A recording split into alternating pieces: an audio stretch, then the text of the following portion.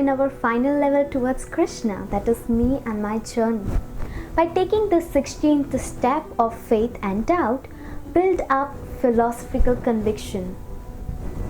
People doubt reincarnation. They say no one has ever come back to tell us about it. But if someone claimed to have come back, would you believe him? Someone might ask, if Krishna is God, why doesn't he come and prove it? Well, there is an evidence that he does come. He appeared in this world 5,000 years ago. Millions of eyewitnesses saw him. He did things only God can do. And Vyasadeva, a reporter with impeccable credentials, kept track of it all. Can you believe that? They continue, but I want to see God for myself. Then you have to re-establish your relationship with Him through a spiritual discipline and take out the process of self-realization. Still no joy? It's like hitting your head against a brick wall. There is belief that God is intellectually immature or philosophically naive. Some people think that religion is outdated, nothing more than rituals and mythology. Our faith is constantly challenged by those who claim that God is no longer relevant. Elaborately worded and glamorously packaged, their proposition often enter mainstream without any question, heavily influencing the layman. We must take the time to understand the logical and scientific basis of Bhakti Yoga. As we study the books, debate the contents, discuss it from different angles of vision, ask questions, and explain it to others, our understanding matures. Faith in Krishna is entirely rational.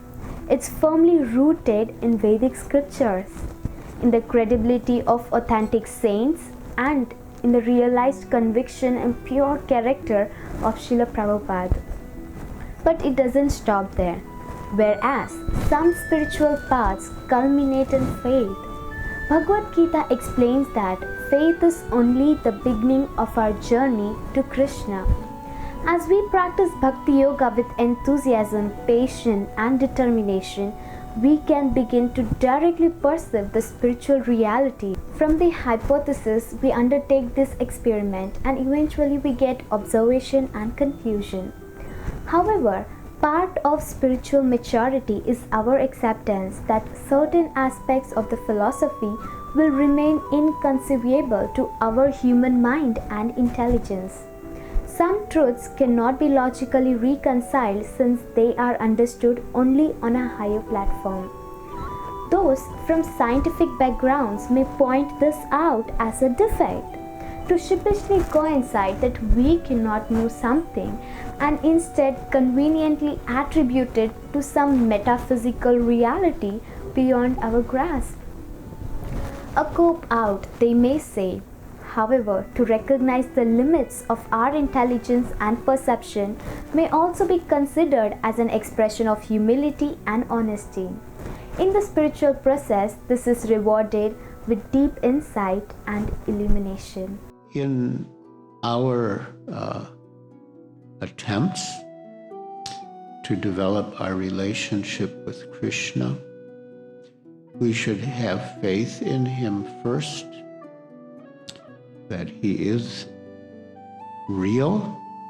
That's the first thing. We have to have faith that He exists, that we are not just reading pretty stories.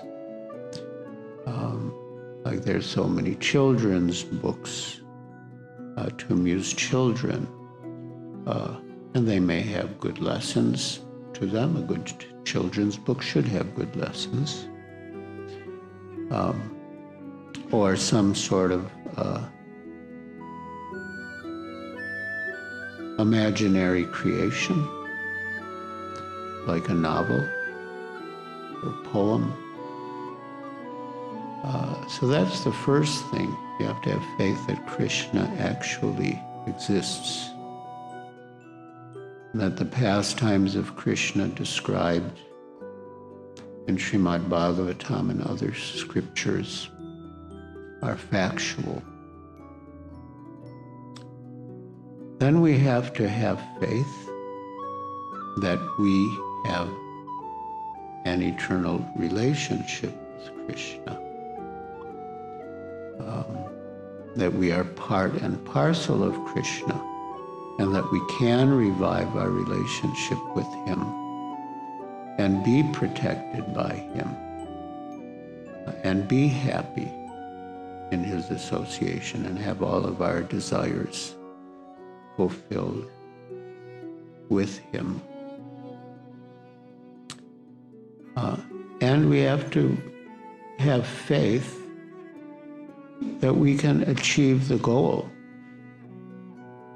Someone may have faith that Krishna exists, he's the Supreme Personality of Godhead, and that we are his part and parcel servants, but they may doubt whether they have the strength to resist the bewildering influence of Maya and actually persevere in the pursuit of Krishna consciousness to the degree required to actually be successful in achieving the goal.